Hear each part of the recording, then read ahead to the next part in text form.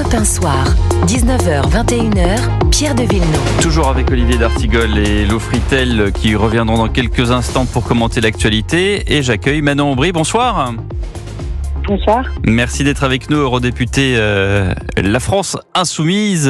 Et alors justement, ce groupe de gauche qui est en train de se former, Jean-Luc Mélenchon qui sur France 2 il y a quelques instants, se sent capable, dit-il, de devenir Premier ministre, mais il faudra attendre, nous dit Jean-Luc Mélenchon. Manon Aubry, on sait qu'il y a un accord, notamment sur les circonscriptions dans ce grand groupe de gauche qui est en train de se former. On sait aussi que les électeurs, d'après les tout premiers sondages, sont nombreux à vouloir voter pour ce grand groupe de gauche. Mais est-ce qu'on avance sur le programme ?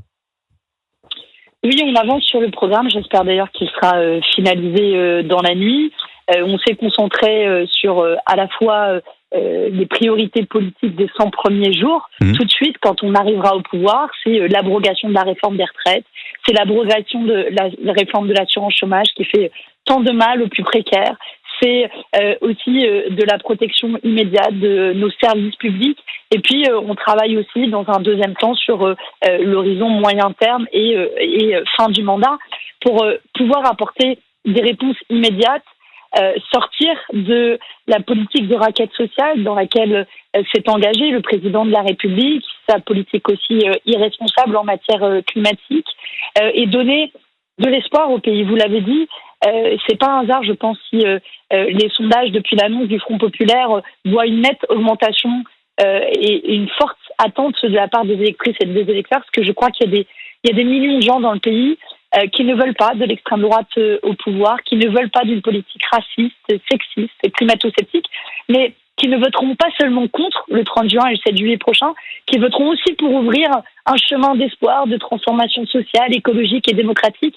Et c'est avec cet espoir qu'on est en train de finaliser l'accord et que dès demain, je l'espère, nous serons toutes et tous en campagne. Alors cet accord, il a été stigmatisé également par le président de la République lors de sa conférence de presse. Certains ont parlé d'accord de la honte. Qu'est-ce que vous répondez ? Pardon, mais de quel côté est la honte ? Est-ce que vous ne pensez pas que la honte est du côté d'un président de la République qui n'a cessé d'ouvrir le chemin, d'être le marchepied à l'extrême droite ces dernières années, y compris en reprenant des pans entiers de l'idéologie de l'extrême droite. Je pense notamment à la préférence nationale qui a été théorisée par Jean-Marie Le Pen. Est-ce que vous ne pensez pas que la honte est du côté d'un président de la République qui, faute d'avoir une majorité dans le pays, précipite sans doute notre pays dans le chaos ? Pardon, mais la honte, elle est vraiment du côté de ce président qui, au fond, je vais vous dire le fond de mon avis, il en a rien à faire des Françaises et des Français. Il en a rien à faire de précipiter le pays dans une crise politique. Il en a rien à faire de nous livrer, peut-être d'ici 2 semaines, un Premier ministre, Jordan Bardella, qui, vous savez, officiellement a été eurodéputé ces 5 dernières années. Non seulement n'a rien fait, mais en plus a voté les pires réformes sociales aux côtés des macronistes, qui s'est opposé à la hausse du SMIC, qui s'est opposé à des écarts de salaire maximum au sein des entreprises, mais qui en plus a, si vous voulez, c'est le Macron de rechange en matière économique et sociale, mais en plus il est raciste et c'est extrêmement dangereux pour le pays. Manon Aubry, est-ce que vous n'avez pas l'impression qu'on allume 2 feux ? C'est-à-dire que d'un côté on diabolise le RN et d'un autre côté on diabolise LFI avec cet accord que certains ont appelé l'accord de la honte. L'électeur qui regarde tout ça, qu'est-ce qu'il doit être en train de se dire ? Il doit être en train de se dire qu'on a un président de la République qui a pris une énorme boîte d'allumettes et qui l'a craqué sur le pays. Et je pense que la manière dont il renvoie dos à dos la gauche et l'extrême droite est extrêmement dangereuse. Et ça me rappelle pour ce qu'on a appris dans nos livres d'histoire. Vous savez, cette fameuse maxime, qui n'était pas seulement une maxime, plutôt Hitler que le Front populaire, qui est extrêmement dangereux et qui a mené au pire. Le Front populaire, nous en sommes les héritiers, c'est les défenseurs du partage du temps de travail, du partage des richesses. Et nous savons bien que la gauche n'a rien à voir avec l'extrême droite. Et c'est pour ça que je vous dis qu'on a affaire un peu à un président de la République qui est aux abois et qui n'a plus d'autre choix que de jeter l'anathème sur un camp politique qui est en train de s'unir. Vous voyez, il voulait nous diviser et en réalité, il est en train de nous rassembler. Pourquoi faire pour aller gagner? Et ça, au final, il risque, lui, d'en être le plus grand perdant. Question pour vous d'Olivier d'Artigol. Bonsoir Manon Aubry. J'ai bien entendu le message de Jean-Luc Mélenchon ce soir, évoquant donc l'incarnation, mais post-second tour. Concernant le Front populaire, il y a donc un accord sur les circonscriptions, sur le plan programmatique, sur les grandes priorités, c'est là aussi en phase de finalisation.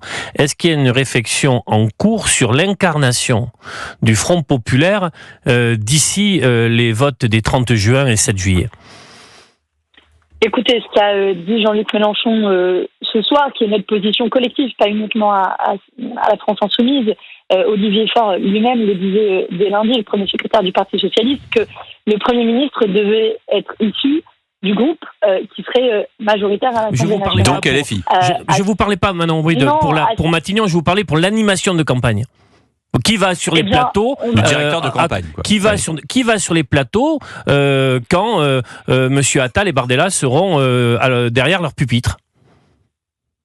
Je ne sais pas s'il y aura par ailleurs des débats avec Monsieur Attal et Monsieur Bardella, au vu y compris des conditions d'organisation de cette campagne. Je ne sais pas si on mesure bien faire campagne juste en 2 semaines. Pour vous donner une idée, le délai de dépôt on va en faire des débats, comptez sur nous. Cette semaine. Oui. J'espère. Et vous serez invité. J'espère que nous serons invités, mais peut-être que pour une fois, on va tordre le bras à cette 5e République qui veut qu'un homme tout seul décide dans son coin. Et vous m'aurez moi, comme ancienne tête de liste de la France Insoumise, comme vous en aurez d'autres. Et c'est tant mieux parce que ça va être la force de notre campagne, ça va être une campagne qui soit collective. Juste une dernière question, parce que je me souviens avoir quand même mené des entretiens avec vous, Manon Aubry, avec Laurence Ferrari et sur Europe 1 et sur CNews. Vous parliez de Glucksmann comme d'un ersatz de François Hollande ou de Bernard Cazeneuve ou même d'Emmanuel Macron. Est-ce que il a toute sa place dans ce grand groupe de gauche? Écoutez, il faut qu'il y ait de la place pour toutes celles et tous ceux qui se retrouvent derrière ce programme qu'on est en train d'élaborer en commun. Et je pense qu'il faut éviter au maximum les initiatives individuelles qui consisteraient à diviser ce bloc. Et j'observe que le Parti Socialiste, via Olivier Faure, a été responsable et n'a pas forcément suivi les initiatives de diviseurs. Et je veux dire, là, on est à peut-être 2 semaines de l'arrivée de l'extrême droite au pouvoir. Et vous m'avez vu dans cette campagne, puisque vous m'avez interviewé aussi, plaider sans cesse depuis le début jusqu'à la fin pour une liste commune de la NUPES. L'histoire m'a donné raison, et je ne dis pas ça parce que, malheureusement, j'ai envie de dire m'a donné raison, parce que nul ne sait ce qu'il se serait passé si nous avions eu une liste commune qui faisait jeu égal avec le Rassemblement national, mais ce que nous n'avons pas pu faire pour les élections européennes. Alors je m'en félicite qu'on puisse le faire pour ces élections législatives. Vous savez, j'ai toujours été unitaire pour 1, pour 10, pour 20%. Je n'ai eu de cesse de brandir sur les plateaux télé ce fameux programme de la NUPES qui nous a unis il y a 2 ans.